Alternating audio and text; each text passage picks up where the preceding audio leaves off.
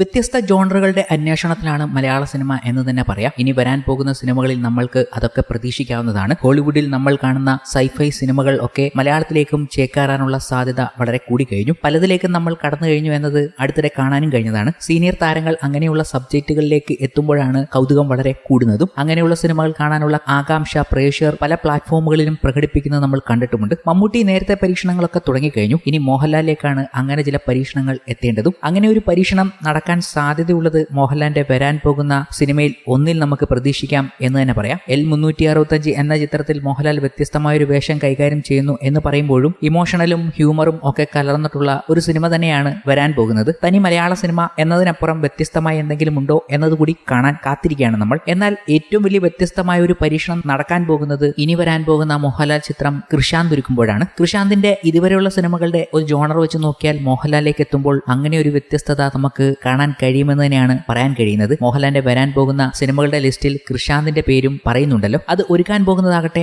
മണിയൻപിള്ള രാജു. മണിയൻപിള്ള രാജുവും വ്യത്യസ്തമായ സിനിമകൾക്ക് പുറകിലാണ് സഞ്ചരിക്കുന്നത്. അദ്ദേഹം ഒരു മോഹൻലാൽ ചിത്രത്തിന് വേണ്ടി ഒരുങ്ങുകയാണ്. മോഹൻലാലിനെ നായകനാക്കി താൻ നിർമ്മിക്കുന്ന സിനിമയെപ്പറ്റി അടുത്തിടെ മണിയൻപിള്ള രാജു സംസാരിക്കുകയുണ്ടായി. തന്റെ പുതിയ പ്രോജക്റ്റ് മോഹൻലാലിനൊപ്പമാണെന്നും അത് കൃഷാന്താണ് സംവിധാനം ചെയ്യുന്നതെന്നും മണിയൻപിള്ള രാജു പറയുകയും ചെയ്തിരുന്നു. സബ്ജക്റ്റിന്റെ ഒന്നാം റൗണ്ട് ഡിസ്കഷൻ കഴിഞ്ഞുവെന്നും ഇപ്പോൾ സിനിമ കാണുന്നവർ 18 വയസ്സ് മുതൽ 48 വയസ്സ് വരെയുള്ളവരാണെന്നും അവർക്ക് കൃഷാന്ത് എന്ന സംവിധായകനെ വളരെ ഇഷ്ടമാണെന്നും മണിയൻപിള്ള രാജു പറയുകയുണ്ടായി. അപ്പോൾ കൃഷാന്തിന്റെ ലെവലിൽ നിൽക്കുന്ന ഒരു ചിത്രം മോഹൻലാലിലേക്ക് വരികയാണ്. വ്യത്യസ്തമായ പരീക്ഷണങ്ങൾ അത് മണിയൻപിള്ള രാജുവും എൻജോയ് ചെയ്തുകൊണ്ട് അദ്ദേഹം ഇപ്പോൾ അത് പറയുന്നതുമുണ്ട്. കാരണം മണിയൻപിള്ള രാജുവിന്റെ മകൻ ഈ ചിത്രവുമായി ഇൻവോൾവ് ചെയ്യുന്നു. അദ്ദേഹം അവരുടെ അഭിരുചികളെ കുറിച്ച് സംസാരിക്കുകയും ഒക്കെ ചെയ്തിരുന്നു. അപ്പോൾ ഈ ജനറേഷനിലെ പ്രേക്ഷകരെ കൗതുകപ്പെടുത്തുന്ന രീതിയിലേക്ക് മോഹൻലാലിന്റെ മാറ്റം നമുക്ക് കാണാൻ കഴിയും എന്ന് തന്നെ പ്രതീക്ഷിക്കാം. മോഹൻലാൽ പുതിയ ഡയറക്ടേഴ്സിന്റെ കൂടെ വന്നെന്നും പല കാര്യങ്ങളും പുതുതലമുറ പറയുന്നത് കേൾക്കണമെന്നും മണിയൻപിള്ള രാജു അഭിപ്രായപ്പെട്ടിരുന്നു. പല കാര്യങ്ങളും മക്കൾ പറയുന്നത് കേൾക്കേണ്ടിയിരിക്കുന്നു. പേടിച്ചിട്ടില്ല, മറിച്ച് അവരുടെ ചിന്തയാണ് കറക്റ്റ്. അവർ അത്രത്തോളം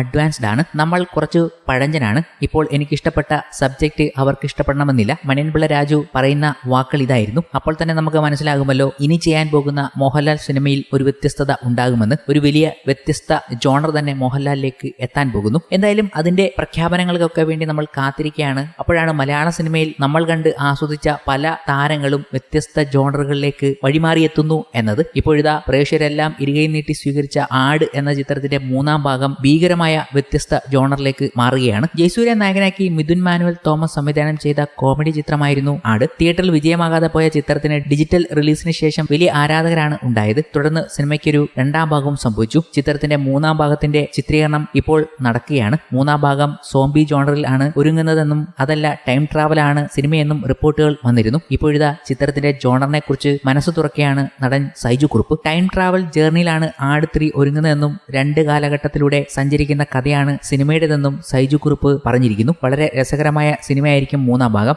ആദ്യ 2 ഭാഗങ്ങളും ആളുകൾ കണ്ട് വളരെയധികം രസിച്ചു. മൂന്നാം ഭാഗവും ആളുകളെ ഒരുപാട് ചിരിപ്പിക്കും. ആളുകളുടെ പ്രതീക്ഷയ്ക്കും മുകളിൽ സിനിമ വരുമെന്നാണ് പ്രതീക്ഷ. സൈജു കുറുപ്പ് പറഞ്ഞതിങ്ങനെ. വലിയ ക്യാൻവാസിൽ നല്ല ബജറ്റിൽ മൂന്നാം ഭാഗം ഒരുങ്ങുന്നതെന്നും ആട് 1ഉം 2ഉം ചേർത്താൽ എത്ര ബജറ്റ് ആകുമോ അതിനേക്കാൾ കൂടുതലാണ് മൂന്നാം ഭാഗത്തിന്റെ ബജറ്റ് എന്നും സൈജു കൂട്ടിച്ചേർക്കുകയുണ്ടായി. സൈജു കുറുപ്പിന്റെ വാക്കുകളാണ് ഇപ്പോൾ സോഷ്യൽ മീഡിയയിൽ ഏറ്റവും വലിയ തരംഗം. ഈ ഒരു വ്യത്യസ്ത ജോണർ മാറ്റത്തെ അവർ ആഘോഷിക്കുകയാണ്. മിഥുൻ തന്നെയാണ് ആട് 3യുടെ തിരക്കഥ ഒരുക്കുന്നത്. സൈജു കുറുപ്പ്, സണ്ണി വെയിൻ, വിനായകൻ, വിജയ് ബാബു തുടങ്ങിയവരാണ് സിനിമയിലെ മറ്റ് പ്രധാന അഭിനേതാക്കൾ. ഫ്രൈഡേ ഫിലിംസിന്റെ ബാനറിൽ വിജയ് ബാബു ആണ് ചിത്രം നിർമ്മിക്കുന്നത്. കൂടാതെ ആട് 3 വലിയ ക്യാൻവാസിൽ ഒരുങ്ങുന്നതുകൊണ്ട് തന്നെ മറ്റൊരു പ്രൊഡക്ഷൻ ഹൗസും കൂടെ കൊളാബറേറ്റ് ചെയ്യുന്നുണ്ട് ഈ ചിത്രത്തിൽ. കാവ്യ ഫിലിംസ് കമ്പനിയും ഈ ചിത്രത്തിനൊപ്പം ചേരുകയാണ്. അങ്ങനെ വലിയ ബജറ്റിൽ ഗംഭീര വിരുന്നായിരിക്കും നമുക്ക് ആട് 3യിലൂടെ തരാൻ പോകുന്നതും.